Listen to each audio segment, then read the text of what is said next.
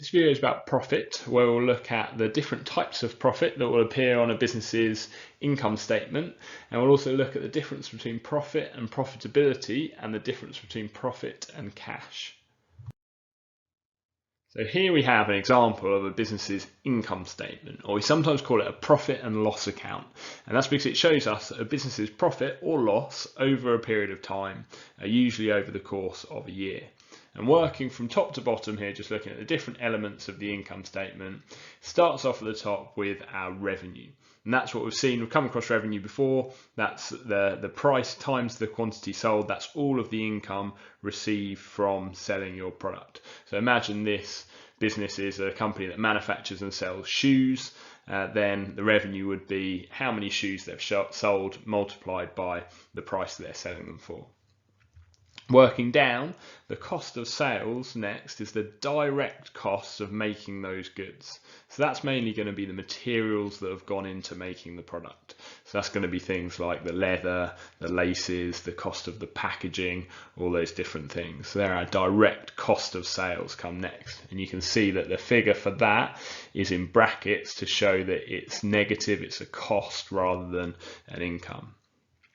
Then we've got gross profit going down next, and there's a formula for calculating gross profit. We take our revenue minus our cost of sales. So revenue minus cost of sales gives you gross profit. So you're taking all of your money coming in and you're minusing just the direct costs of making the product. Next, you've got your overheads. You might sometimes see these referred to as fixed overheads or expenses. Those are the things like rent, heating, lighting, equipment, all those other costs which aren't directly going into the making of the product but have to be paid as part of kind of the running costs for your factory where you're manufacturing the shoes. Going down, you've got your operating profit, which again you've got a formula for working out. You take your gross profit and you minus your overheads. So you can see here we've got a gross profit of £60,000 minus our overheads of £40,000 to give us operating profit of £20,000 in 2020. And moving down again, you then go to your other costs. So might be kind of finance costs, income, could be taxation, might fit into here as well. And those are the costs which are not related to the usual trading activities of the business. So you might have some of those other costs which they're nothing to do with making the shoes. You might have taken out a loan and have interest to pay on that loan. You might have some investments which are providing you with income that are nothing to do with the selling of your shoes, and so they come below the operating profit.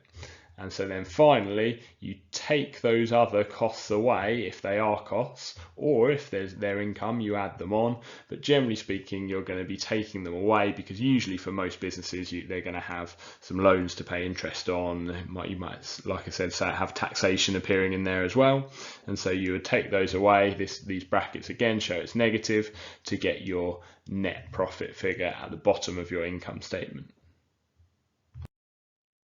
So we've got these different types of profit then working down our income statement, and clearly that's really important for a business to look at their figures for how much profit they're making. That's really going to be the key objective for most businesses, is going to be to increase their profit figures.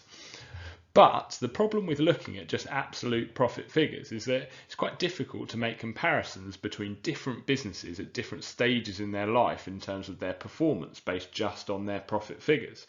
Because we look at this business and in 2020 they made £15,000 net profit. Well, is that good? Well, we don't really know until we've looked at the size and the type of business it is. If it's a very small business just starting up, then that's not too bad potentially figure for profit. Whereas if it's a huge, great big multinational company, then that would be pretty disastrous to be only making £15,000 profit. And so what we then do is we say, okay, let's have a look at the profitability of the business, which is how effective a business is at making a profit relative to its size. And then we can then start to make more clear comparisons between different businesses. So when we're looking at profitability, we calculate something called our profit margin. And for our profit margins, we basically take profit as a percentage of the revenue earned. So we could do that for gross profit, operating profit, or net profit, take it as a percentage of the revenue earned for that business. And so the formulas therefore are going to be, for the gross profit margin would be gross profit divided by revenue times 100. For the operating profit margin, operating profit divided by revenue times 100. And for the net profit margin, you'd be doing your net profit divided by revenue times 100. And so in this example of an income statement here, for our gross profit margin, we'd be taking 60,000 divided by 150,000 times 100. So our gross profit margin would be 40%.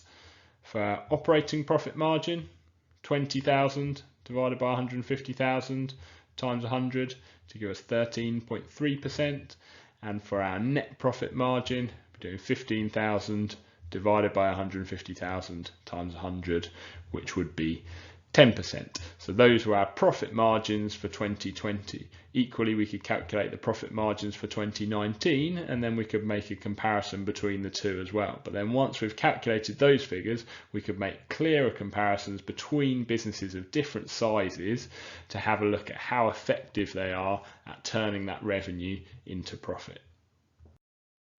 Now, what any business is going to be really interested in is how it could increase its profit or profitability. So imagine you had a business selling chocolate bars and you were thinking, how could you increase your profits and how could you increase your profitability from selling those chocolate bars? Or ultimately, based on the fact that profit is calculated by your total revenue minus your total cost, there are going to be three ways which you could increase your profit.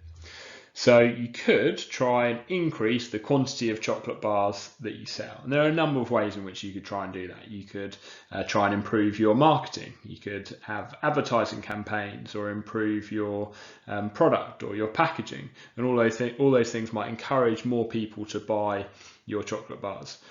But the problem with those things are they increase costs, which is the other side to that equation. So if you increase your sales but you increase costs at the same time, then you might then not end up increasing your profits. You could try and reduce your selling price to try and increase your quantity sold. So encourage people to buy more chocolate bars by selling them for 60p rather than 80p per chocolate bar. But the problem with that is that you're then making less profit on each chocolate bar that you sell. So you could then go down the route of saying, okay, we'll increase our selling price. And so we're then going to make more profit on each sale on each chocolate bar that we sell. But the problem with that is that we're very likely to then end up selling fewer chocolate bars, because if we're now charging £1 rather than 80p per bar of chocolate, then fewer people are going to want to buy them because they're more expensive. And that impact ultimately will depend on the price elasticity of demand, which comes up elsewhere in your course. And so then you could say, okay, we'll try and reduce our costs. So widen the gap between revenue and cost by reducing the cost side of that equation. But the problem with that is that those cost savings could then end up having a negative impact on your quantity sold. And so you maybe reduce the quality of the chocolate you're putting into the bar, or you make smaller chocolate bars, or use cheaper packaging. Any of those things might make that product less attractive for people to buy, and then you end up having a negative impact on the quantity that you're able to sell. But so any ideas that you have to try and increase profit would really come down to one of those three categories.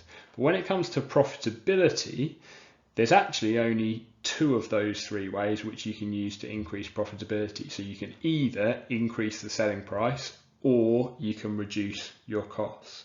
And the reason why increasing the quantity sold isn't going to increase your profitability is because that's then going to increase the scale of your production. You're going to be producing more, you're going to be earning more revenue, and you're going to have more costs. And profitability, remember, is profit relative to the size of that business. So that then isn't going to increase your profitability.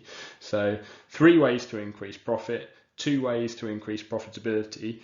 But as we've seen, each of those methods has a catch, and that's why it's not easy to increase profit and profitability. And if it was, then any business would be doing it.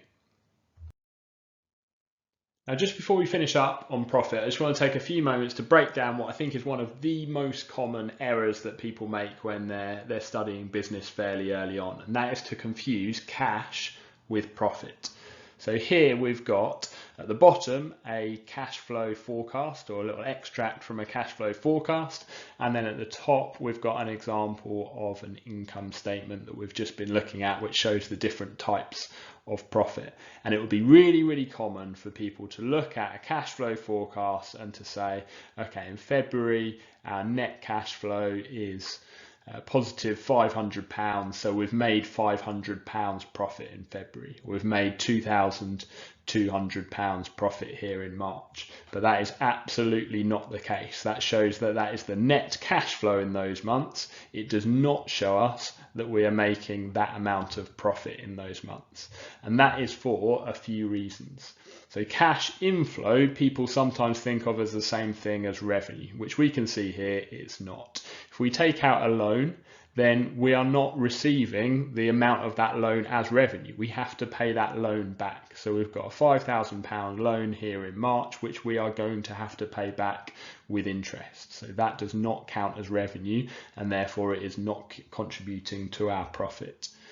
Equally, it might take some time for sales on credit to become cash inflow. So if we make a sale, it's recorded as revenue straight away, but it then might take 30 days, for example, for us to receive payment for that sale. And so we might make the sale in March, but then it doesn't then become a cash inflow for us until April or until later on in the year.